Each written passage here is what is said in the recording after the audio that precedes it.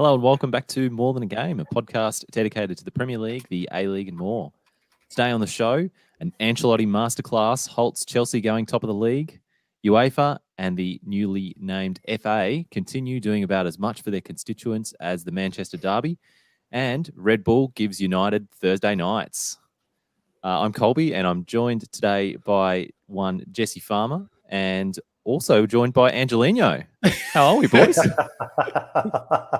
Damo, you're looking like you just knocked Man United out of the Champions League today. Yeah, I just on that note, did you see that the Sun tweeted that a City reject had helped knock Man United out of the Champions League, and Angelino responded to that saying, "Be wary of your headline. I'm not a reject. I chose to leave." So I chose to leave. More on that later on in the show. But if you're listening to this on the podcast version and want to hear our match reviews earlier, then head over to our YouTube page and subscribe. And we've linked that in the podcast notes. Otherwise, you can follow us on social media and we'll post links to these live YouTube shows before they happen, which is usually about a day before the pod gets uploaded. Boys, big week of football. Moments of the week, Jesse. Geez, there was a lot out there. One was actually as recently as last night where Libya Kakache got an assist for St. Troiden in the Belgium Pro League. Unfortunately, that's where it kind of ends because St. Troiden is firmly rooted to the bottom of the table and looks on course for relegation. So I guess from a team perspective, it's not a moment of the week, but from a Libya Kakache fan perspective, it definitely was. My other one will kind of flow into the own goals section, which was moment of the week being the PSG players and their Istanbul players walking off in the game. But obviously that flows into my own goal, which we'll talk about shortly, which was the incident itself. Nice. And it's good to see that Libby's doing things over there just in time to save his manager. Oh, no, wait on. He's gone. He's gone. How about yourself, Damo? My moment of the week was from exactly 20 hours ago. And it's from, I don't know if you boys follow Mourinho on Instagram, but his Instagram page is brilliant. And he's peaked yesterday with a post where he posted important office time and planning for the next game in my @Secret Lab chair. So he's done a sponsored post with a computer gaming chair company, where he's got a series of photos of himself sitting at his desk, holding his chair, and then sitting overlooking the training pitch in his office in his Batman chair. So my moment of the week. Socials, do you think? Yeah, he does, because they're brilliant and dry, just like him. So that was my moment of the week. How good! Awesome. Yeah, I need to follow him because I always see his posts secondhand on like Twitter and stuff like that, and they're always gold. So I think I need to get around him. Boys, my moment of the week comes from Antoine Griezmann this week, who ended his partnership with Huawei in relation to their alleged involvement in the persecution of the Uyghur population in China. So he put a post up on his Instagram midweek, and if you can read French, then you'll be able to read that. But loosely translated, I think it says words to the effect of following strong suspicions of the Huawei company contributed to the development of the Uyghur alert through facial recognition software. I announced that I'm immediately ending my partnership with this company. And he went on to say, takes time for that Huawei should take the time to come out and just address this stuff instead of just denying it. So great for Griezmann to do something like that. Big respect for him for doing something like that, because it's easy for clubs and brands and sort of influencers to get on board with movements when they see which way the wind's blowing. But like this is very much still a highly contentious issue in the world, given sort of China's increasing power and influence. So to see Griezmann come up and put his money where his mouth is basically is pretty good, considering we've seen what happens to other players who try and speak up, and clubs and brands who are too scared to even speak up about these things. So I was going to say, Colby, do you think to be consistent, Barca should bench him for the rest of the season, isolate him and ostracize him from the squad, and basically make him go out on his own and become a gaming online extraordinaire with lots of merchandise? I think all of those things are already happening, aren't they? And I think the wheels are in motion for him also to be axed from his national side as well, because, of course, if one club's going to ostracize him, then the national team needs to as well. So I think we just need some consistency there. Read between the lines. If Griezmann got cut from the French team, do you think that the French outcasts team could win a World Cup? Easily. Benzema, Griezmann, Balbuena. Yeah, what a front three. I mean, back to this Griezmann dropping his sponsorship. This is a multi-million-dollar a year deal he had with Huawei. Great work from him, dropping that, but it also drops out any opportunity of him getting a multi-million-dollar a week deal in the Chinese Super League in a few years. Absolutely. And we know how lucrative those are. Boys, own goals this week, even though that did seem like an own goal. What have you got that sort of stood out to you in the wrong way, Damo? Well, running off the back of Jesse's, and it comes off the back of the PSG, the game during the week in the Champions League, which I'm sure we'll talk about at depth in this section or during the Champions League section. But mine is a comment from Jorge Jesus. I think he's the Benfica manager. Is he still at Benfica? Yeah, he's Benfica. And I don't know if you guys saw this, but he made a comment that, racism is calling out racism is trendy these days, or it's fashionable to do it. And anything you say against a black person is racist, but it's not racist if you say it to a white person. So it's pretty ignorant comment to make in light of what happened and what's been happening around the world this year in terms of fighting racism. So I thought that was a massive own goal for me. Well, I mean, if you want to see anything about his personality, I mean, he's gone from Benfica to Sporting to Brazil back to Benfica. I mean, the guy's flog. That's before we even start talking about politics. Fair enough. Only coaches flog teams. To put that in layman's terms, Damo, basically he's managed Sheffield Wednesday, managed Sheffield United, gone overseas for a bit of a vacay and come back and managed Sheffield Wednesday. Yeah, great. What a dog. Great block. Now I understand that comment. Jesse, what about you, mate? Own goal? Yeah, I mean, ultimately it was the incident and the racist remarks, and it's just it's actually what's incredible now is that it's not even just the crowds, because so much of the focus has been on crowds making racist remarks, but now it's officials and players and now there's almost like a way of some cultures saying that, in this culture we say it like this, so it's not racist and stuff. And you see what happened with Cavani as well. So it's really starting to drill down beyond just fans now. I think there was a convenient narrative in the last couple of years, which is just fans are racist, but nobody else is. But I think it's starting to sort of expose that there's a lot of issues. And certainly some countries are a little bit more up to speed than others when it comes to how they should treat players of all races. So, let's hope that this the movement's already underway, which is good to see. But I mean, I actually think that this kind of incident has more power almost in one microcosm than weeks and weeks of people taking the knee, because it's actually a tangible action which says we're not going to complete the game today if you behave like that. I agree with that.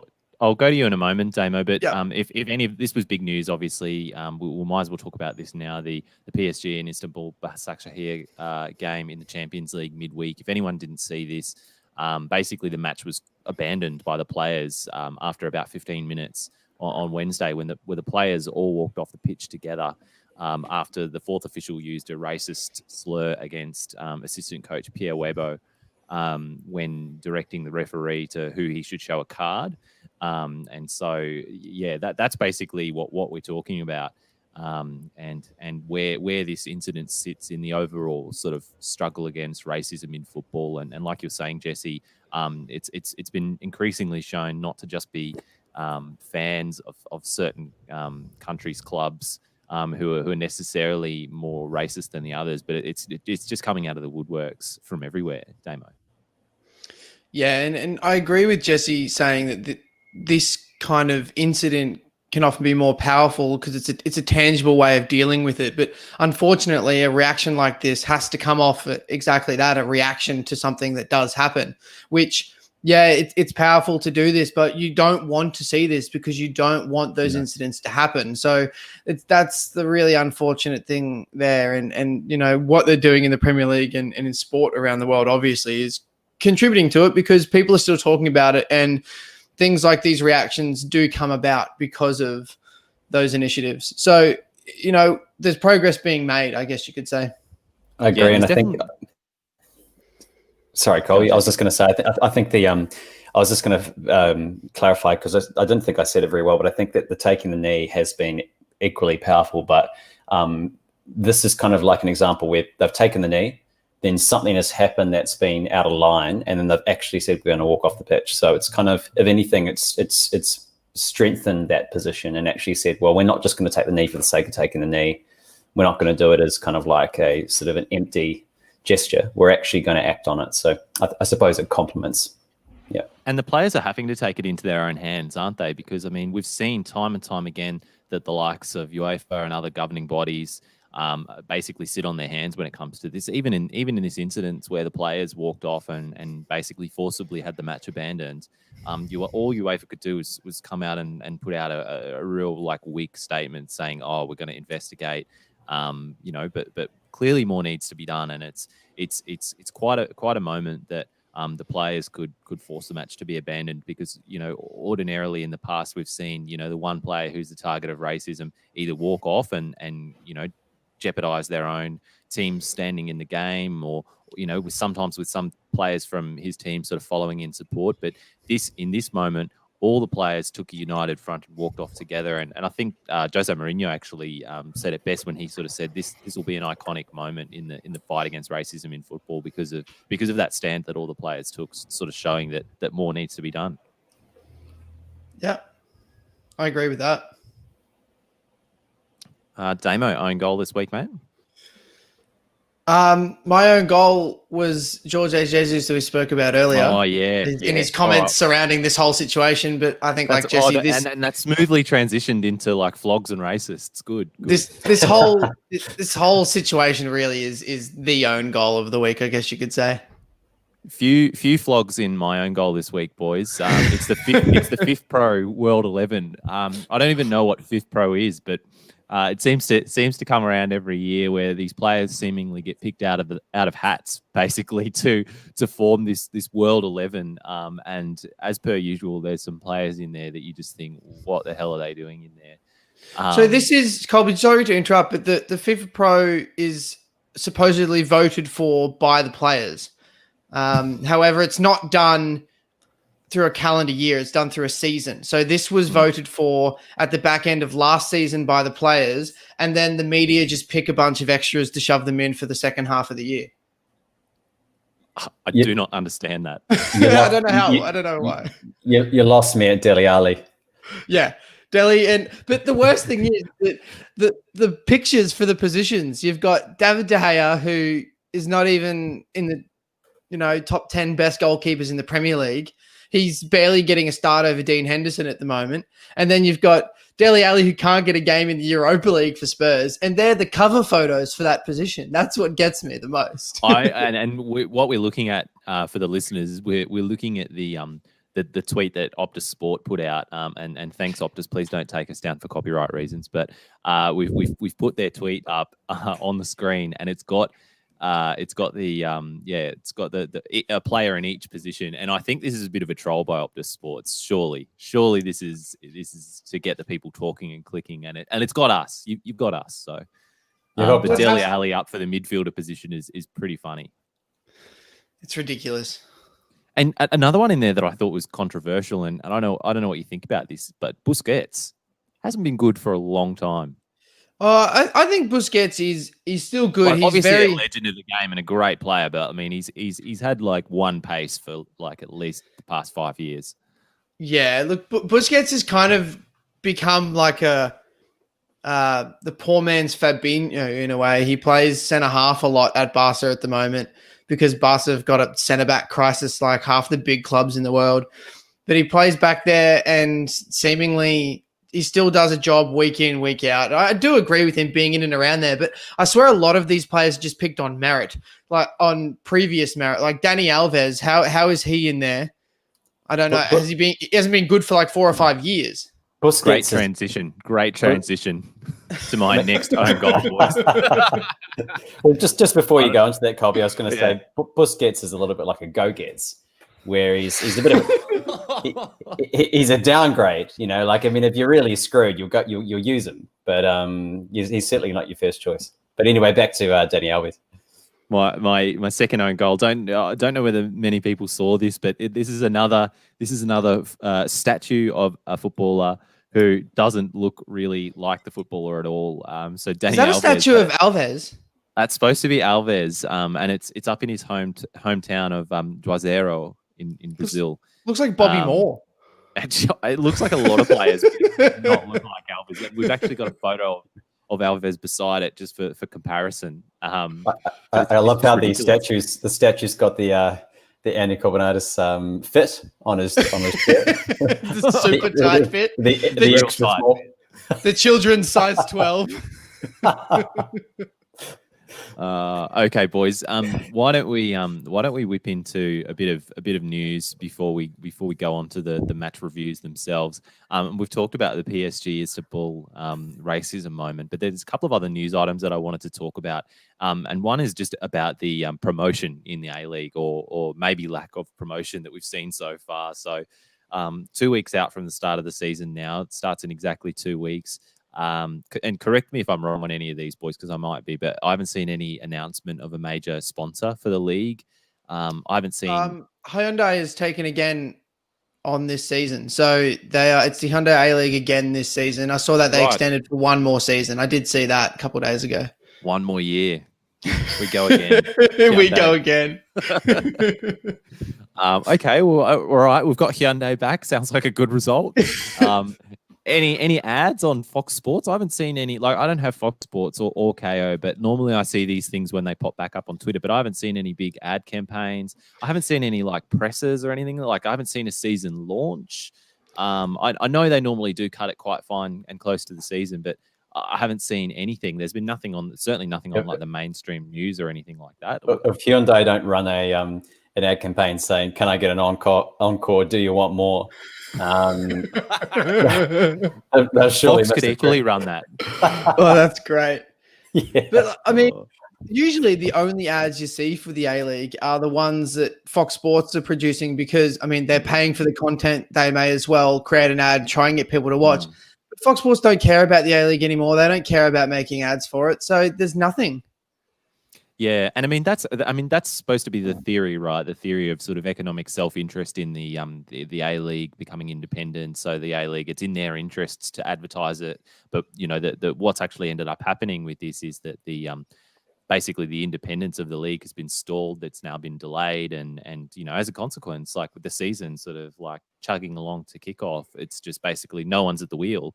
So it's a bit of a worry, but More Than a Game will be doing its best to promo the season when we do our season preview next weekend, listeners. So look out for that, and we'll be there to hold your hand through each team's prospects for the season and ins and outs and other big predictions. So just a shout out to Sal in the comments. And I was just thinking just then, if we could get a sponsor that starts with S, then it'd actually be the SAL, the Sal.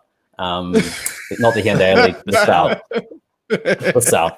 I'd watch it. So fingers crossed for that. You know, where's Sony when you need them? Yeah, the Sony A-League. That's what we need. Sony A-League. Get around them. The other news item that I had, boys, here is that I don't know whether you saw this. Qatar has been invited by UEFA to participate in Euro qualifying Group A. So obviously they're hosting the 2022 World Cup, and they've been invited to participate as part of their sort of preparation for the tournament, I suppose. So these won't be competitive fixtures, but they'll be playing against European opponents, which is like crucial experience, as we know, being in Asia against non-Asian opposition. So instead of just having you prep against Asian teams that are just going to park the bus every week, and then by the time you get to the World Cup, you just get rolled over by anyone who wants to play football. This is actually really crucial experience for Qatar. So, boys, do we think this is a big brown paper bag job again, or? I don't know. Who knows? Qatar have been able to pull off a lot of things recently. I mean, getting spots in Copa America, winning the Asian Cup, all this, and now in the qualifying stages for in Europe. I actually think, however they pulled this off, it's brilliant because you said, Colby, it's experience, and you often see teams that host the World Cup, they don't compete in their qualifying, they don't play competitive fixtures, they're traveling all around the world, just randomly playing friendlies when big countries are playing in important games. So this puts them in a situation where it's a semi-competitive environment where they're not trying to pick off teams from around the world and play them. So Qatar to win the World Cup? That'd be a brown paper bag situation. They're just playing Qatar hero. Anyway, we'll save that for 2022, Jesse. Yeah, but yeah, I think you're right, Damo. If it wasn't obvious by now, by them winning the World Cup hosting bids rights in the first place, and this is just more evidence of Qatar's growing influence within FIFA and the confederations as well. But whatever they're doing and however they're doing it, it's working, because I mean, back when they got the rights to the World Cup, they were like 112th or something in the world, and now they're sort of almost cracking the 50s, which for context, Russia were 70th in their World Cup. So, I mean, that was in part due to a penalty that got placed on them. But I mean, they've had a fair rise. Russia were inside Facebook though, so can you really measure that? I think brown paper bags, Facebook analytics. But I mean, I guess in Qatar's favor, they have had a lot of success since they set up this academy in like 2004, and the current crop that's come through there, obviously, as we know, won the Under-19 Asian Championship and then went on to win the Asian Cup last year. Yes, that was last year. So not sure whether this Qatar crop will prove to just be a golden generation for them, or whether they'll just become a factory for years to come, and will remain to be seen. So we'll keep an eye on Qatar. And Colby, I'm amazed you've been able to find out. I'm amazed you've been able to find all this information on Qatar football, considering we've been blocked by Tim Cahill. He would usually be my go-to for finding out about Qatar updates. If you can't see his channel, how are you finding this information out? That's my question. Boys, before we go on to the matches, we've got a few listener questions this week. As always, we've got a random question from Lee Broxham Facts, formerly Lee Broxham Facts, now Lee Broxham Fiction. Who is the fourth best goalkeeper in the league? And I'm gonna take that to mean Premier League. Well, who are the top three? I mean, is he working on the assumption that the top three are clear? Oh yeah, I don't even think the top three are clear at the moment. Particularly on, like, there's form, there's injuries. Like who? I mean, Edison's kept a few good clean sheets. Does that mean he's the best keeper in the league? Like, who knows? Is Emi Martinez a shout? He's got the most clean sheets so far. I mean, is that the metric we're measuring? Mendy from Chelsea's obviously had a great run since he's been in the team. I think he's conceded like 3 goals in 10 games or something like that. So depends what your timeline is, because I mean, if you just said on paper, Allison. So, but I mean, if you bring in form and all that sort of stuff, I mean, McCartney's actually been very good for Southampton. There's a few other players there. So the unfortunately, Mendy could be a good metric there, Jesse. Yeah, if it's on fantasy points, exactly. If it's fantasy points, then McCartney wins. But Mendy's been good, I have to admit. This is a loaded question. Well, I think we've put about as much thought into answering it as there was into asking it. So thanks for that, Lee Broxham Fiction. Second question comes from Chris Edwards on Twitter, asking what our thoughts were on the MLS Cup that was basically on just earlier today and has just wrapped up. So if anyone didn't see this, the MLS Cup wrapped up today with the Eastern Conference final winners Columbus Crew taking on the reigning champion Seattle Sounders. And the Crew took it out 3-0. And there was a moment in there to forget for our Brad Smith through some terrible defending, allowed the third and final goal to be teed up. So that's pretty big. What did you think of this, boys? Can't say I watched it, unfortunately. I don't really have any comments. I thought you were all over MLS, Damo. I have been over the last few years, but it's been a little bit difficult to follow so many football leagues this year. No excuses. No excuses. I mean, we obviously didn't see the game, but this is a big result for Columbus Crew, isn't it? Because obviously in their recent history, they basically almost ceased to exist, or at least ceased to exist in Columbus. And there was that massive Save the Crew movement that sort of happened and basically kept them alive. So huge for their fans to see their team win the MLS Cup. Yeah, I just wanted to say, unfortunately for Seattle fans, they might have fought today, but they didn't fight and win. Yeah. Oh dear. All right. Final question comes from Arnab on Facebook. And just on the topic of goalkeepers before, boys, how many points will Martinez save Villa by the end of the season? I hear this question all the time about goalkeepers, and I hate this question because it's like, of course, a goalkeeper's job is to save. They're the last line of defense, but when a team's doing really well, the goalkeeper is you're saving X amount of points a season. If a team's doing poorly, it's the goalkeeper is letting in X amount of points per season. No one ever puts anything on the defense or the back four, whoever's in front of the goalkeeper. Goalkeeper is just like I'd hate to be a goalkeeper because you're under so much pressure, but then you get so much praise if you do something well. So yeah, Brad Smith, I actually think Brad Smith gets up off the ground and blames his keeper. Yeah. I actually think you get a lot more stick if you're a goalkeeper in a good team, right? Who's having a bit of a shocking run. Like, whereas if you're like an Emi Martinez and the Villa defenders in front of you are doing well, like you said, Damo, you get all these plaudits. But if you're in a good team and you let through some easy goals, like Kepa, what we saw with him, and even the likes of Edison occasionally, where he's not doing so well and he doesn't face many shots and then let some in for City. So.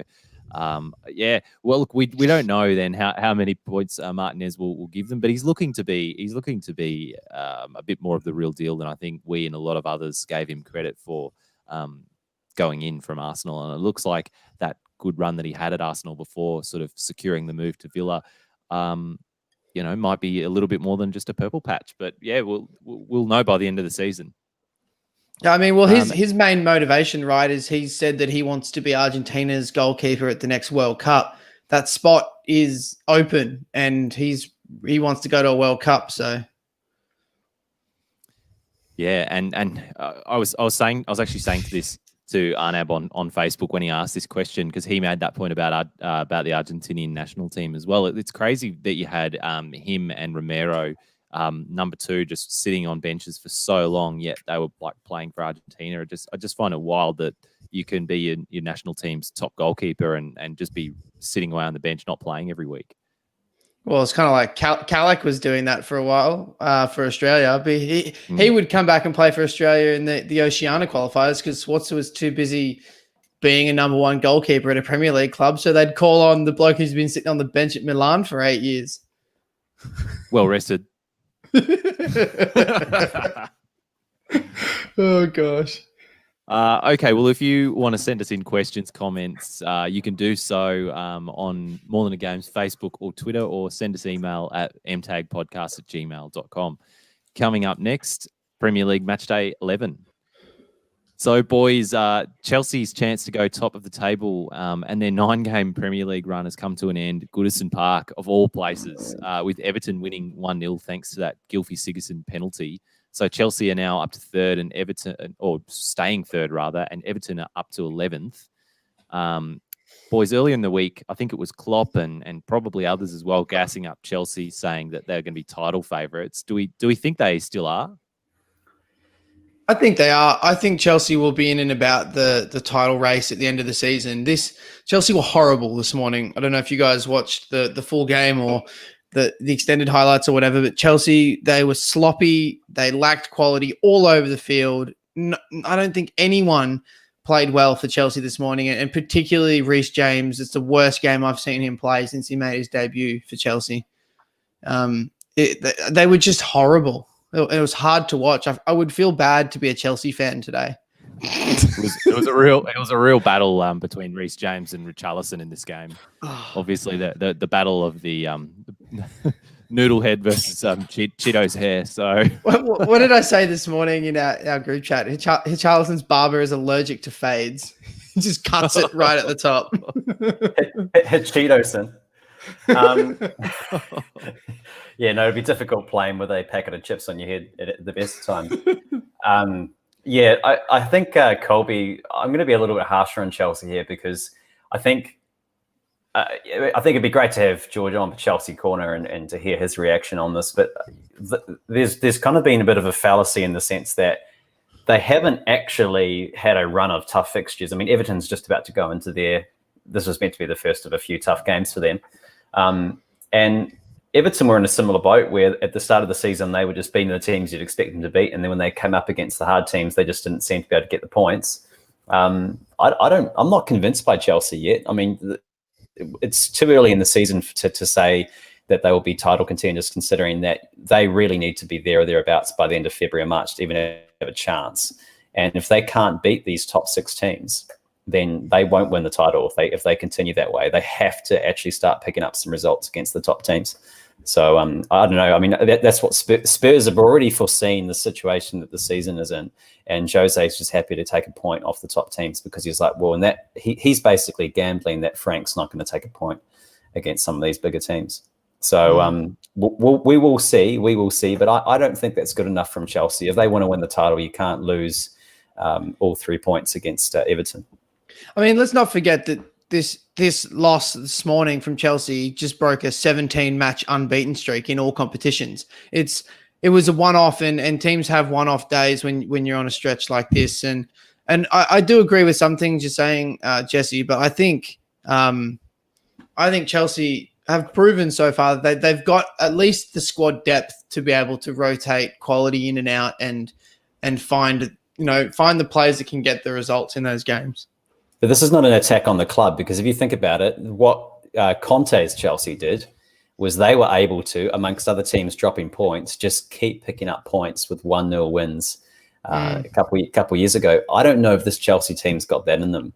So I guess that's more the point, is that has Frank's Chelsea got the backbone to actually fight in these kind of fixtures and get the points? Yeah, they need to fight and win, I guess you could say. Don't we all, boys? Don't we all? But how much can you put this down to the managers, boys? Frank has been tinkering away with this lineup for a while, and I know he's got fixtures in Europe, and he's got, he sort of had Giroud banging down the door on form, who he needed to put into the team. But there seems to be a bit of tinkering going on. Do you think that's sort of affected Chelsea's rhythm? I don't think so. I think Frank's found a way to, like I said before, rotate players in and out, and they've gone, 17 games without a loss, doing that same thing, not really finding a consistent 11. I mean, out of the necessity of playing so many games. But I think Frank's problem is finding his strongest 11 for these big games and making sure that the right players are rested, or the informed players are ready to play in these big games against top 6 clubs. Because like Jesse said, if you don't get the results against them, then you're in trouble. And boys, what about Ancelotti in this? He went to a back 4, and arguably that's sort of all he needed because Chelsea's front 3 weren't really doing too much in this game. With Zuma basically creating more chances than anyone else in the Chelsea team. Can we give credit to Carlo here?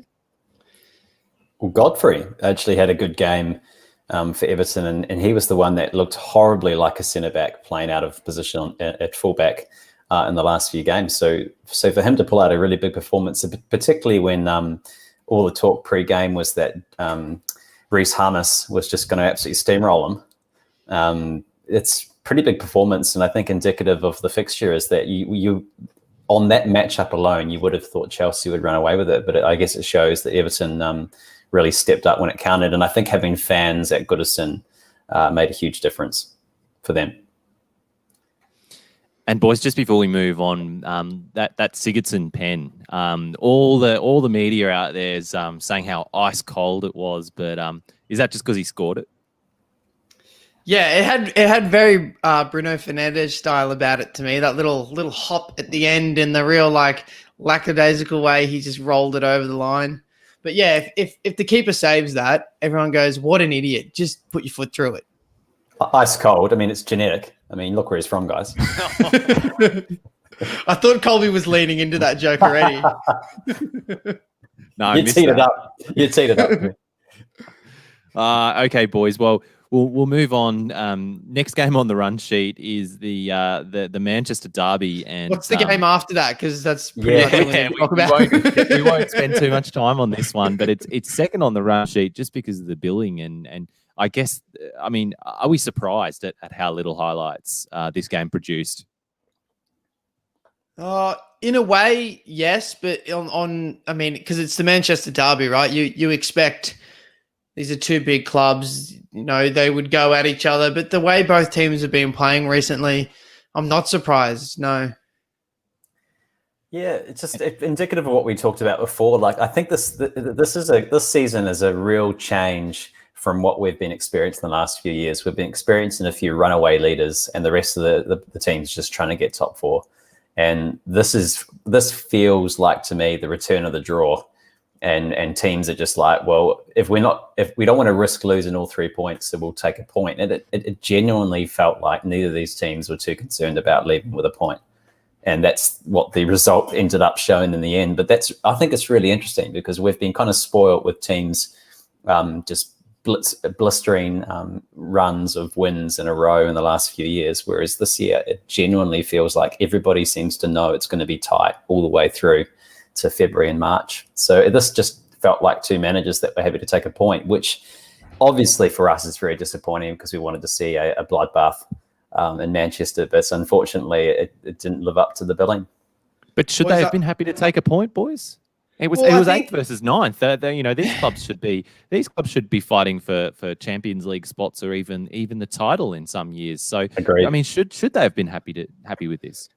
No, you would think under normal circumstances where Jesse, when these clubs are around the top of the league, that this could be a game that you would see. But like you said, Colby, these two clubs at the moment, a third of the way through the season, sit mid-table. So they both need points. You would have thought that they would have come out and gone at each other, but who knows?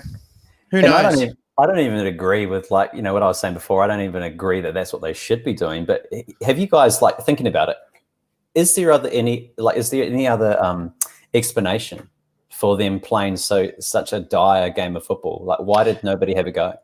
Well, often I think derbies, you feed off the atmosphere and the environment that is around you, and the crowd get going and it's loud, and the game can often be end to end because of that. And it's, so much adrenaline pumping. I think when that's not there, a derby's just another old fixture. And wouldn't it affect a City though? But I think City's used to that. Tactically, they just match up evenly. The way that Ollie wanted to sit back in, the way that Pep wanted to play, it kind of, you could see that coming. Like I said, I wasn't surprised that was the result. Boys, I knew this was a horrible game.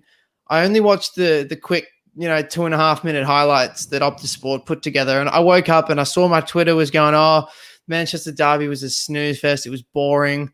And I watched the short highlights, and I think 9 out of the 10 shots they showed were off target. So they were the highlights of the game, and it's got to be horrible to try and sit through 90 minutes of that at 3:30 in the morning. Yeah. Imagine getting up and going to the pub for that game. Rip. What a waste. All right, then let's move on, boys.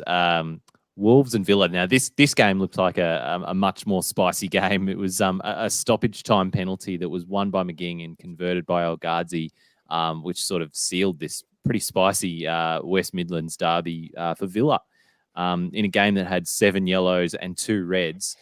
Boys, what did you make of this one? Fight and McGinn.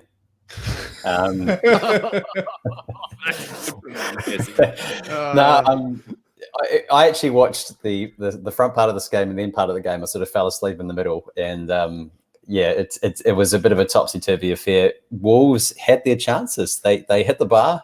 Everyone was talking about Martinez and how good he was, but really, Fabio Silva was that close from scoring a goal for Wolves.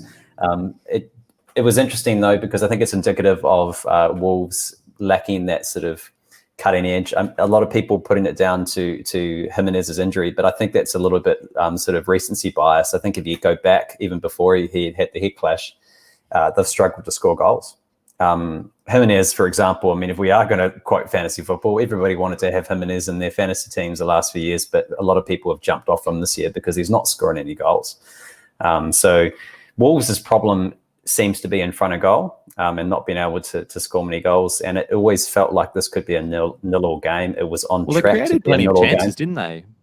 Wolves created plenty of chances in this game, and so, like you're saying, Jesse, they're just not converting them. So at the end of the day, like it actually should have been a nil-all, really. But somewhere out there, someone wanted to make sure that it wasn't that person was Semedo, who just seems to be have this uncanny ability to pop up in the most inconvenient positions in the 94th minute. He's getting a bit of a reputation for an own goal or a pen.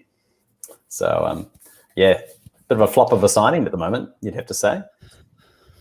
Boys, we've got a comment about Jack Grealish just increasing his stock price for the next transfer window. Do you think someone is going to pick him up, or do you think as long as Villa are in the Premier League and doing well, he's just going to keep re-signing? I can't see him moving. I mean, if he hasn't gone by now, unless they go down, Damo, like you say, I mean, clearly he's way too good for where Villa are at the moment in the Premier League, being a bottom half team. But I mean, he's certainly too good for the Championship. So I think you'd see him leave there. But yeah, I don't know, Damo. I think I agree with you. As long as they're in the Premier League, I think he'll stick around. It'll get to a level where I'm trying to think of a comparison, but a level of he's clearly the best player that Villa have got now. But if he keeps this up and only gets better over the next 2, 3, 4 seasons, he's nearly 30 years old. He wants to play in Europe. He wants to win trophies. That's when he's going to leave. It's not going to be now. He's captaining his boyhood club at 24, 25 years old. I think he'll still be at Villa for a couple more years. Does he want to? Does he want to play in Europe and that sort of thing, though? Because we assume this stuff, don't we? But I mean, I feel like, if his ideal of idea of being content is captaining his boyhood club in the Premier League, and being the talisman, because when we've seen what's happened with Coutinho, for example, when he went to Barcelona, you're just one of many creative playmakers. But when he was at Liverpool, he sort of ran the game. I mean, Grealish probably likes the fact that he is the go-to guy. They always give him the ball. He doesn't have to compete with other people for the dominance of play. So does he actually have aspirations to go and win trophies in Europe? I don't know. I don't know what his career goals are.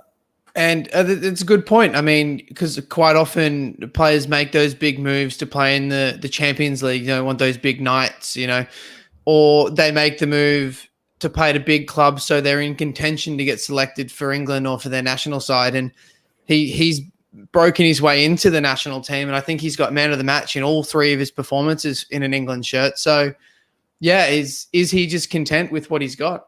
And he's certainly content off the pitch. So that's yeah. We saw a bit of that this week. We can't share that image on the Oh, go on. So listeners, just go and do some Googling or hunting around on Twitter or Reddit, and you'll come across it. But unfortunately, we can't share that one with you.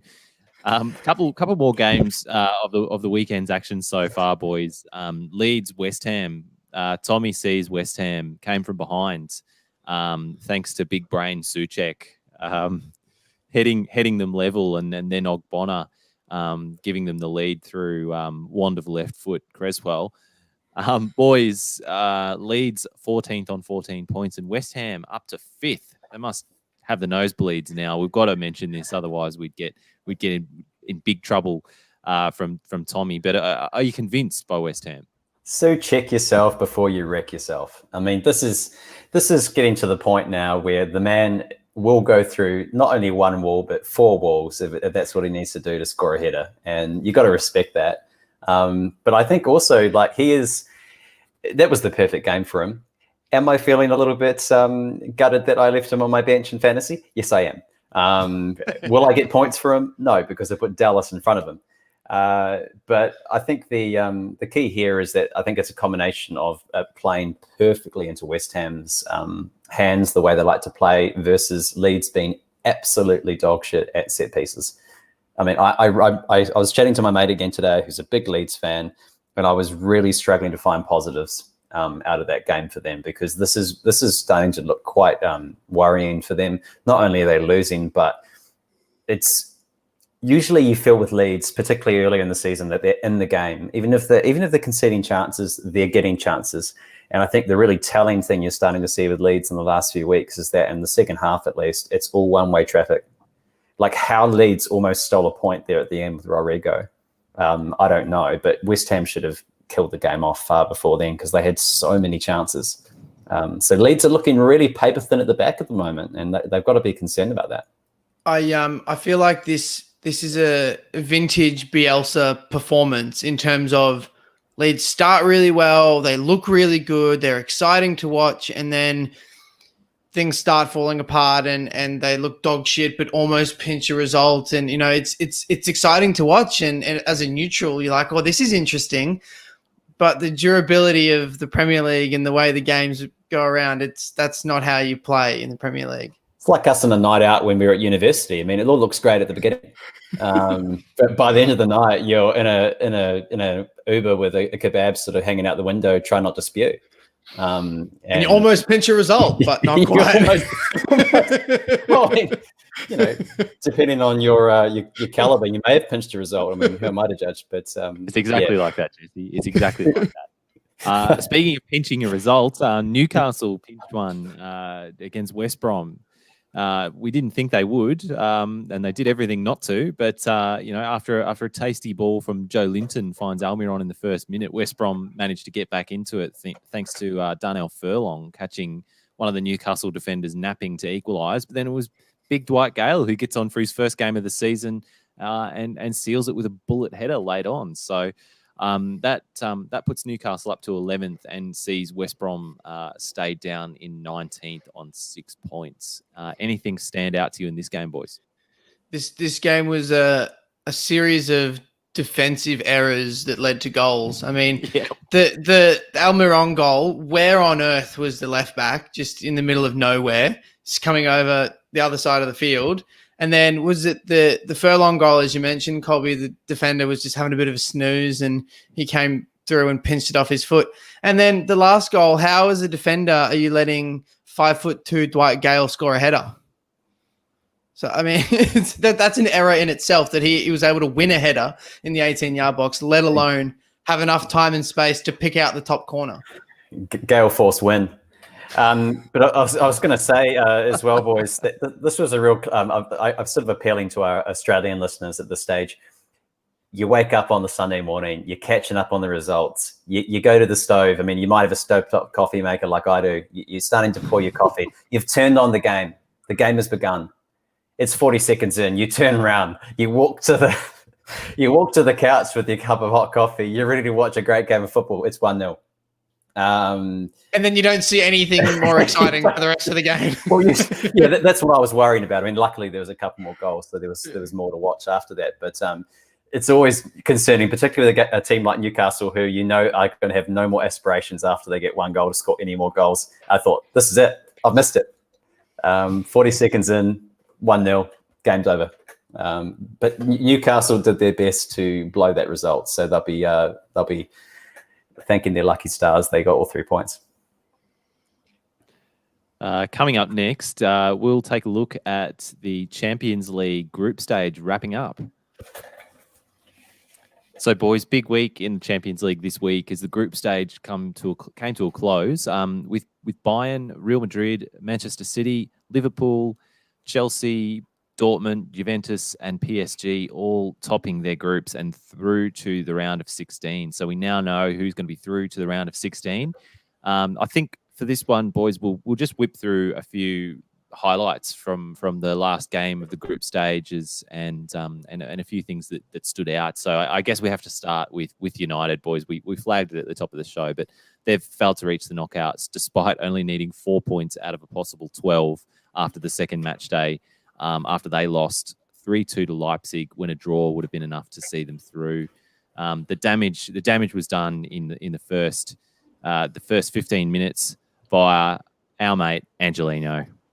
And I feel like I'm seeing double right now because we've got a picture of Angelino on the screen, and we've got Damo there who looks and my name's Jesse, similar to Angelino.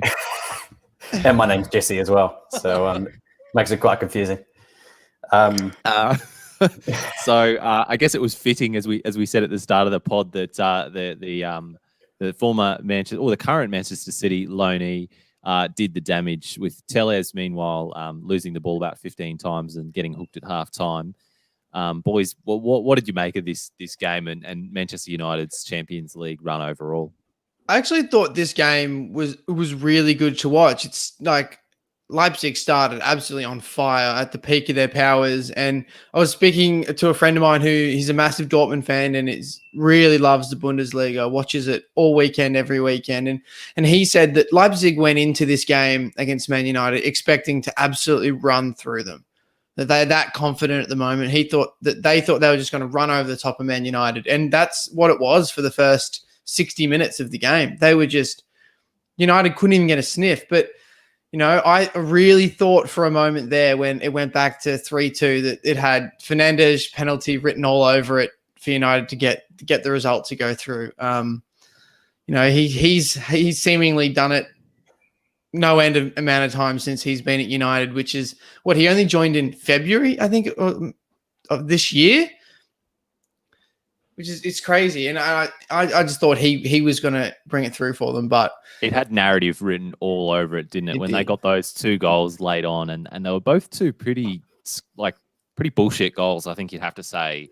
And I think even the manager of Leipzig said that after the game. He was like, "Oh, they were bullshit goals, but I mean, we got through." Like, words to that effect. So, I mean, boys, do we know that the size of a lightsaber? Because one thing's for sure, I mean, it's probably a decent distance. I mean, that's about the same distance that Obi-Wan Bissaka kept between him and his opponent the entire first half. And it was no surprise that Angelino just absolutely tore him to shreds, because Angelino basically, particularly for the first goal, seemed to have acres of space, almost a meadow on that left-hand side. And he just made United look so amateur. And one of the commentators actually made a really good point. Man United actually put an extra defender back there, and it didn't look like it. Especially when they scored that first goal. They just cut them apart, and that was a simple diagonal over the top. So, pretty worrying for United's defence, and it actually made me think that they might have quite a bit of trouble keeping City out last night, hence the surprise that it was such a dire game, because I thought United were there for City to go and beat them after this game. So, yeah, a really poor defensive performance, and I guess it's an example of United have got themselves out of this how many times this season, in the Premier League particularly. It was just a bridge too far. You can't concede 3 goals every week and come back. And boys, we've talked to death, obviously, about whether Ole is the right manager for the job. Consensus is he's not. But the club, as we know, are hamstrung by the management setup. But let's talk about some of the decisions that he's made, even in the Champions League. I think last week he kept Fred on when he was a light breeze away from a red card. And then in this match, 3-0 down, and he brings on Williams, Tuanzebe, and Fosu-Mensah when he should be chasing the game. This is a critical game. All he needs is a draw. And they go through. How do you justify those kind of management decisions? I don't understand. You've got it was a stark contrast between styles of managers in that game. Ole, who, like you just mentioned, Colby, he made some really strange substitutions and looks like he's tactically nowhere. And then you've got Nagelsmann in the other box, who's a genius tactician and shored up the game by bringing on a midfielder and a defender towards the end of the game. It made sense. But I don't know. I would be a United fan watching those 3 players come on, and I would be screaming at the television going, "What are you doing?" It's not just that. There was a United fan on Twitter who posted a photo of, I'm not sure what part of the game it was, but Luke Shaw was basically in the edge of the box. I don't know if you guys have seen this one, but it's basically a reverse angle shot from the from behind David De Gea, and it's got a shot looking down the ground, and it's got United on attack, and Luke Shaw is pressed right up at the top of the goal square.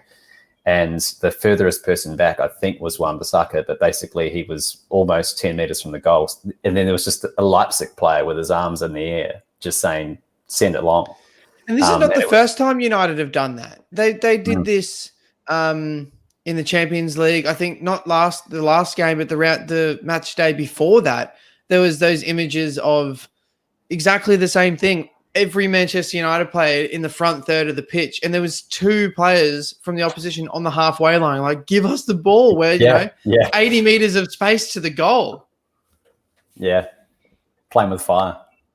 So United don't understand I don't understand what Ole's trying to do, and I don't know why the club is sticking with him, is essentially what I'm trying to say.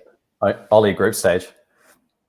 That's right. Well, they did finish third in the group, and they're now going to drop down to the Europa League. But just on that, there were quotes from Jose Mourinho again. Always good for a quote. Not involved with either club, but he was commenting on his former club, Man United, midweek when he said, "United are now big favourites to win the Europa League, and teams coming down from the Champions League are always very strong, and they don't belong at Europa League level. And it's not fair that one team that doesn't succeed in one competition drops down to win another." What do we think about that, boys? This is vintage Mourinho, already starting the mind games. He's already in the heads of half the teams left in the Europa League, because they're all pissed off with him and Spurs going, "Oh, we're going to knock you out because you said this," and he's just sitting back laughing.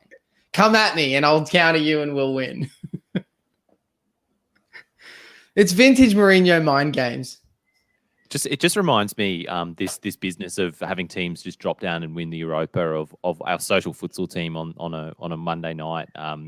Except it happens with us every 5 fixtures. Like, someone will drop down from the division above and just clean us up for the next couple of weeks, and then someone else will drop down and we'll be getting spanked again. And it's just, I mean, I feel for these people in these teams in the Europa League.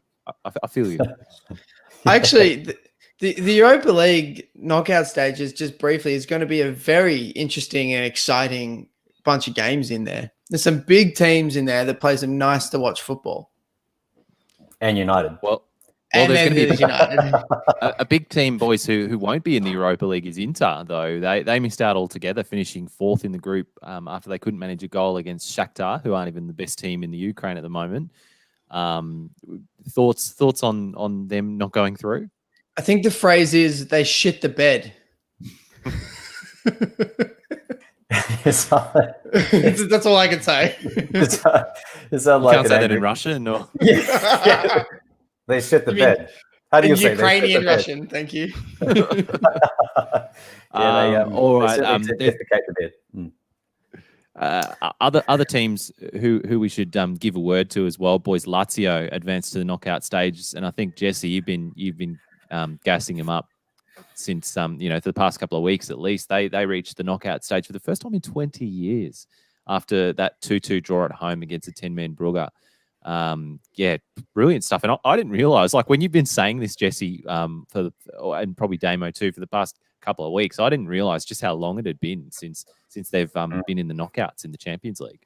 They did their best to blow it as well, though. I mean, they had the crossbar to thank for actually not getting it ripped away from them at the last minute, because Brugge did their best to almost steal that one. It was like the post saving us in that playoff game against Syria. Matty Ryan is still breathing a sigh of relief after watching that one hit the post and go out. So. It's been there. The post and the crossbar has been an unlikely hero for many a team over the years. Another team we should mention, boys, is Weston McKennie's Juve. Went through top of the group after needing to beat Barca by 3 goals and did so. Few things in this game, boys. Gigi Buffon, first keeper to keep Champions League clean sheet in 4 different decades. 90s, 2000s, 2010s, and now in the 2020s. He's 42. He's older than the manager. And to get the clean sheet, he saved 7 shots on target, all from Messi. Magnificent. It's unreal. I just really hope the only reason I would want Juve to win a Champions League is so he can finally get one. It's the only thing he hasn't won in his career as a footballer. And that's the only reason I would want to see Juve win a Champions League.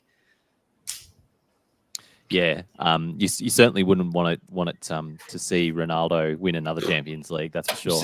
I'm sick of Penaldo coming to play when it really matters. I mean, it just stands up again when it counts. You know, I hate when he does that. He's just so good. Is this the last time that we're going to see Messi and Ronaldo both sort of getting well into their 30s now? I mean, like I think I said in the group chat, we've been saying this for like 5 years. Every single time they come against each other in a competitive fixture, it's like, oh, is this the last time we're going to see them at their peak? But the two of them just keep getting better. It's ridiculous. Well, I mean, yeah, but I mean, we've been talking about Messi and Messi leaving and the club holding him ransom and all this stuff for so long. And Messi just keeps putting those performances together. But this is the first time where I really felt like there was a lack of desperation from Messi. Like, you know, you really felt like last season, for example. I mean, obviously they got knocked out in a pretty emphatic way, but you really felt like that as long as Messi wanted it, Barcelona had a chance. And I think one of the really concerning things about like the other night was that Barcelona blew that. I mean, like Juventus's equation was quite simple. They had to win by 3 goals to top the group. You can't expect, like maybe Barcelona didn't have to win the game, but they shouldn't have lost 3-0. And they shouldn't have given that up. That could actually have a long-term impact on them significantly when they go through to the next round.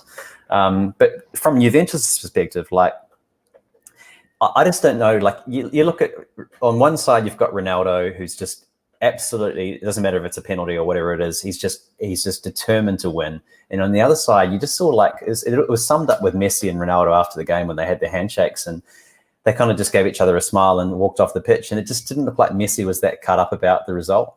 And that sort of says it all for me, really. You got to wonder what his relationship is becoming like with that club.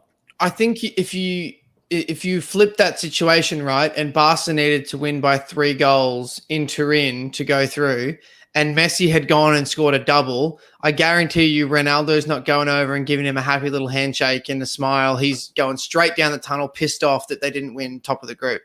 So I think that there is, you know, what Jesse, he doesn't have that.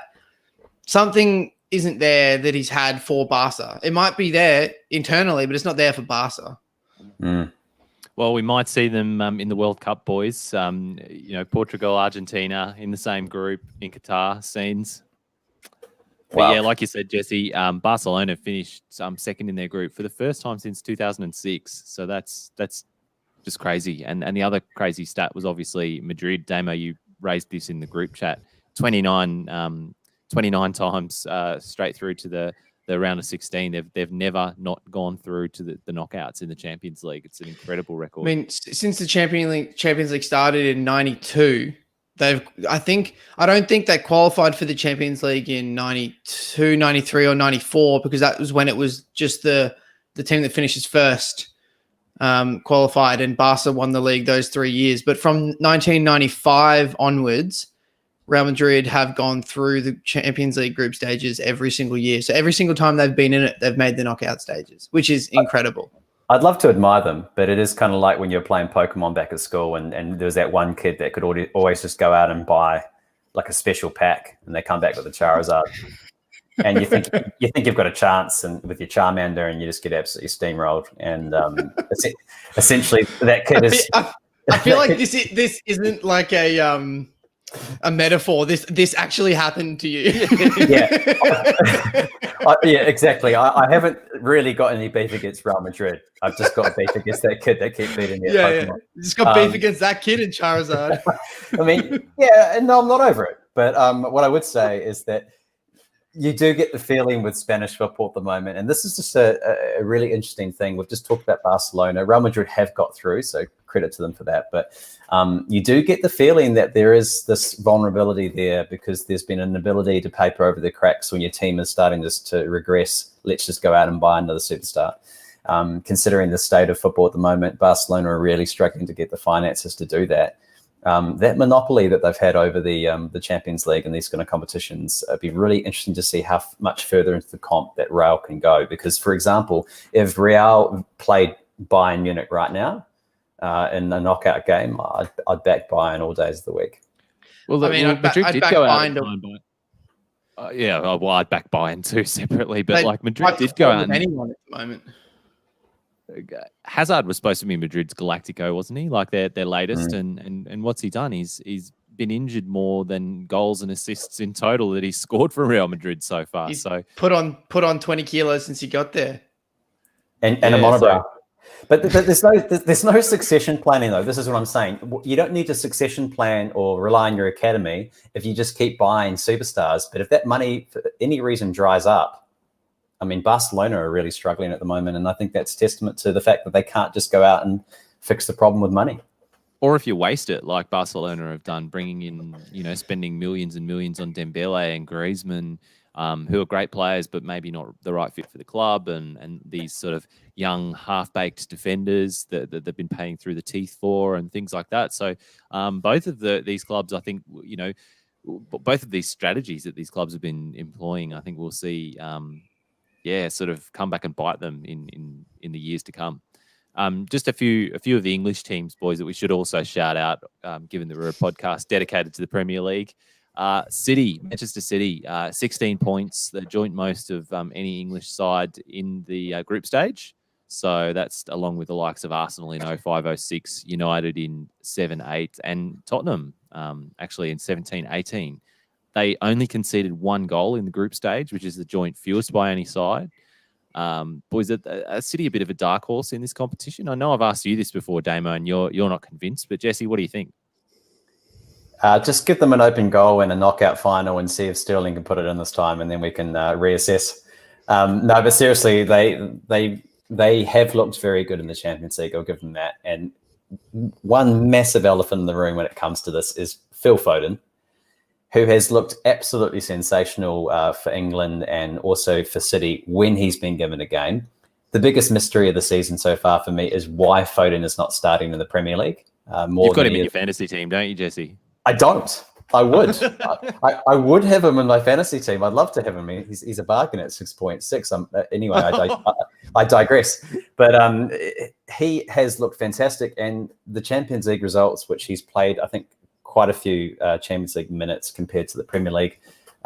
He's been instrumental in the Champions League and their success. So it's just, isn't it bizarre? Like these teams, they've had such a good record in the Champions League, and a lot of the time it hasn't been their first 11. So it's not exactly like they've needed their best of the best to actually get the results. So Phil Foden, I guess, is a story for another day, but I wonder why he's not getting the minutes in the Premier League considering his form. Boys, I've got a interesting stat about European football at the moment. So for the first time, I think it's in 16 years, there's been no Turkish side in the knockout stages of the Europa League or the Champions League. And the interesting part of that is the Turkish Super League has the 6th biggest TV deal, worldwide TV deal. So there's a lot of money in Turkish football, and for some reason, they're not getting any success. I mean, there's probably a lot of reasons to do with Turkish football and the politics that surround that environment that contributes to it. But I thought it was really interesting that, you don't often think of Turkish football as one of the big superpower leagues in Europe, but money-wise, it's one of the biggest. And that stat that, for the first time in 16 years, there hasn't been a team in the knockout stages in a European competition is pretty big. So what you're saying, Damo, is they're underachievers. Jesse, I'm done. Sounds like Eastern bullshit. That's an interesting point, though, Damon, because Jesse, you were saying that when it comes to teams, right? Like the teams like Barcelona and Real Madrid, you can, or they've been able to throw money at the problem, their problems for years, and to a certain extent, certain leagues have been able to do that, or been able to make the jump into being a really top tier league through throwing money at it and just developing these really great TV rights deal. Obviously, the Premier League is the number one example of that. But then you have leagues like the Turkish Super League and the Chinese Super League as well, the Saudi Pro League, leagues that have a lot of money sloshing around but haven't managed to, for one reason or another, be able to, turn that into their teams in their leagues being competitive. And it's really interesting, and just goes to show that there's more than money, actually, that it just makes a difference in these sort of things. And I don't claim to know the other factors or the reasons why, but it's super interesting.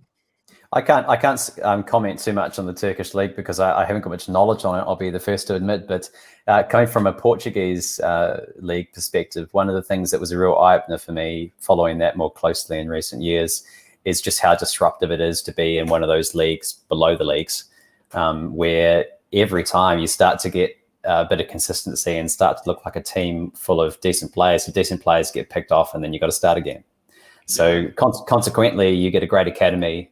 And you are a great feeder to the top leagues. But frustratingly, every time you look like you're going to take that next step, you sell your best player, and so the cycle repeats. And I remember finding that quite an eye-opener for me, because, I mean, I've supported Liverpool. Obviously, back in New Zealand, I'll just support the Phoenix. And neither of these situations am I in a position where my club is getting a player. I mean, I guess the Phoenix, to a degree, if you have an A-League team that has a good season, they usually get pinched. So I suppose it's the Phoenix is not a great example, but at least with Liverpool, you never have to worry about that. I mean, it used to be Barcelona was our bane, but apart from that, I mean, teams, if a person had a good season in the Portuguese league, somebody from the English Premier League would go in and say, "Yep, I'll take you." Imagine being on the receiving end of that. Imagine being a Sporting or a Benfica, and that is your boyhood club. That is the team you support, and every time they start to get momentum, your best player gets cherry picked. I feel like the Portuguese clubs, particularly those three you mentioned, Porto, Benfica, Sporting, they kind of have realized their place in the landscape, and they've invested all of their money from their TV deals into their academies. They continue to produce world-class players and sell them for high fees. The Turkish league that we were talking about clearly haven't done that, because there aren't world-class Turkish young players coming through Turkish clubs. They're still of the mold of, let's go and sign a guy that was good 2 years ago for £60 million and bring him into our team so people start talking about us. It's they invest their money in different ways, clearly. Few other young players, boys, just rounding out on the teams here. We had Trent Alexander-Arnold captaining Liverpool for the first time in their final group stage match against Midtjylland. And the other young boy I want to mention is Billy Gilmore. I feel I need to give him a shout out with George not on the pod. Got a man of the match in Chelsea's final group stage match. I think it was against Krasnodar. And that was his full Champions League debut. He's now won man of the match in his full Premier League, full FA Cup, and full Champions League debuts. So, boys, I'm a little bit disappointed that Sevilla have gone through to the knockout stages of the Champions League and not the Europa League. It just doesn't seem right. They'll be absolutely filthy. Right. They'll be filthy about that, won't they? Yeah, no, they're going for the second European trophy, not the important one to them. Well, the round of 16 will take place on Monday with teams finishing top playing at home in the second legs. And as we know, no team can play a club from their UEFA Champions League group or a side from the same national association. These are the teams up on the screen, boys, that have gone through to the last 16, which we mentioned at the top of the segment as well. What matchups do you most want to see? I mean, there's a couple of big ones here. Me being a neutral, I would love to see Liverpool-Leipzig at some stage during the Champions League. I feel like that is going to be a hell of a tie. I don't know if I want to see it in the round of 16, but that's a game I want to see at some point. Yeah, I personally, the teams that I don't like, I'd love to see just a couple of them just pitted against each other and knocked out early. That would be particularly satisfying.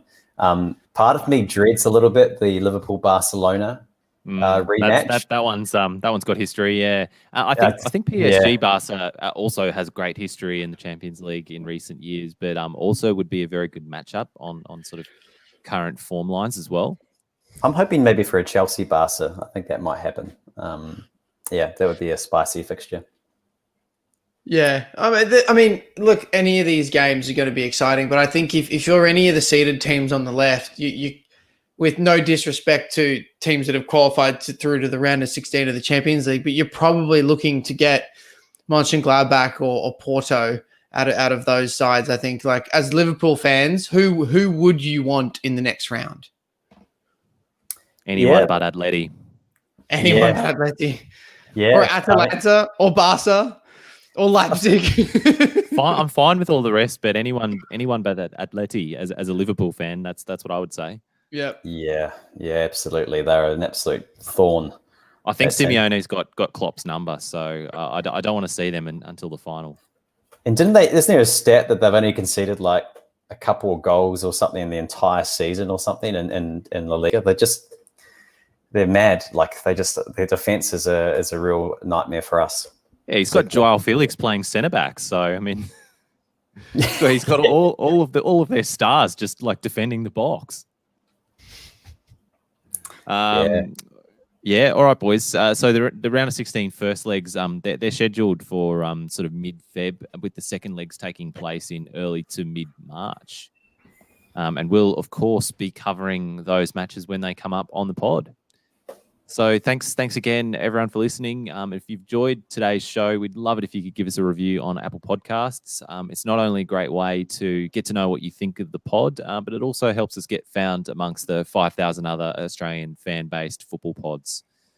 So you can also follow us on Twitter, Facebook, and subscribe to our YouTube channels for the video version of this pod, which drops about a day or two before the pod comes out. Links to all of those in the show notes. Next week, match day 13 of the Premier League and our A-League season preview. Until then, enjoy the football.